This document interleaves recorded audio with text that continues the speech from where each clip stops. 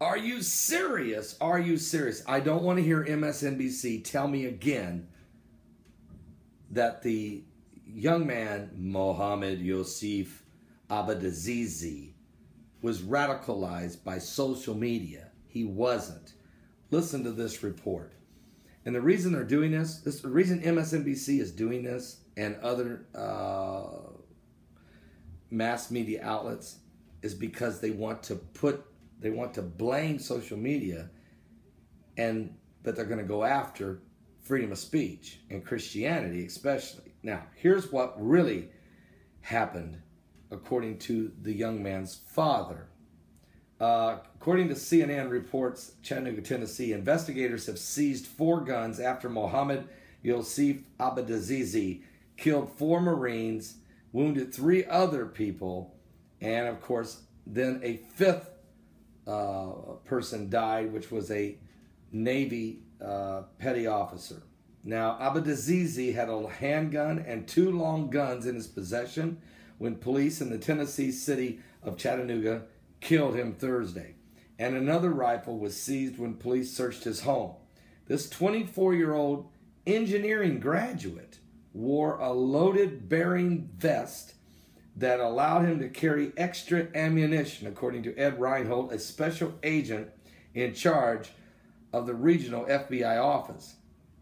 It does not appear that the weapons were purchased recently, the law enforcement said. Reinhold said that earlier Friday that some of the weapons were purchased legally and some of them may not have been legally.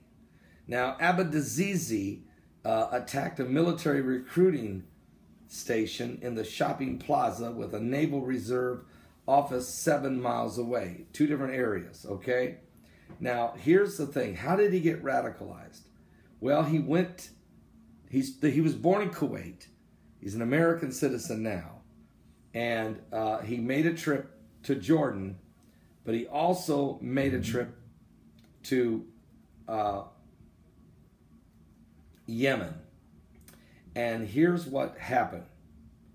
His father said something happened over there when he made the trip to Jordan.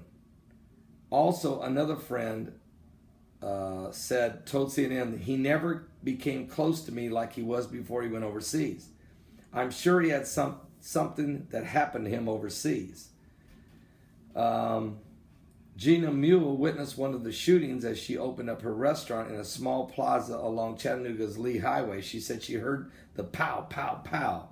He never got out of his car. He had a big hug. He had a big, huge, high-powered rifle, and he was unloading shots right into the recruiters. She heard 20 to 30 shots.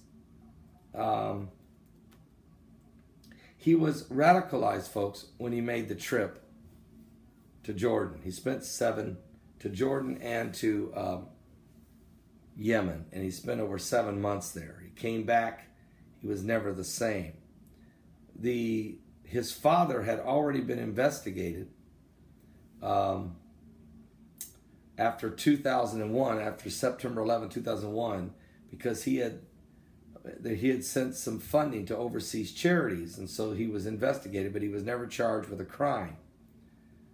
After he heard that his son had done the shooting, he called the Islamic Society of Greater Chattanooga, Tennessee, and the father called after the shooting. He was in the dark about his son. He was very devastated, said the Islamic Center. He actually apologized for what his son did to the community at large and to the Muslim community. And I told him we all feel distraught and we all feel shocked. Now, we don't know if that's part of that is just covering up. The Islamic Society may be covering up for this man.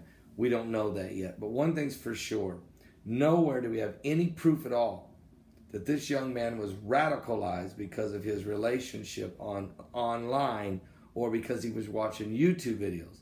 What we do know is for some reason, a kid who has an engineering degree, who worked for a little time, he worked at a nuclear power plant and was currently employed working with water treatment in the storm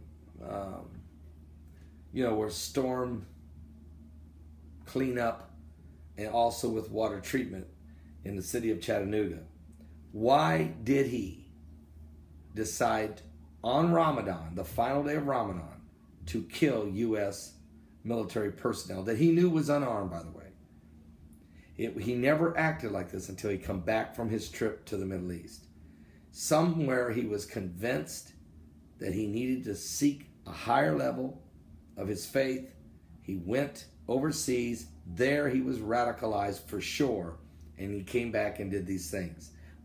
So there is definitely, without question, folks, we cannot let the mainstream media convince this nation that it is somehow freedom of speech on the internet's fault, that people are going off and doing all these wicked things. It's not. Freedom of speech never caused anybody to be mean. People do mean things, people do evil things because their heart is evil. Not because they watched something and they freaked out. No, their heart is evil. And if the media keeps wanting to make this picture, wants to put all the blame on freedom of speech, and ultimately start attacking Christians, it's because the media's heart is evil. I'll say it again. If they're going to do evil, whoever does evil things, their heart is evil. Okay? And it may be full of the Illuminati for all I know. The spirit of darkness, the black awakening, the rise of the beast in the Bible in Revelation 13:1, the new world order, the one world government, the beast. We're going to stay on top of this story. Do not believe the lies of the mass media. Keep praying one for another. Get your families saved. Get yourself right with God. We are running out of time. Don't be left behind to face the wrath of God. Give your life to Jesus Christ.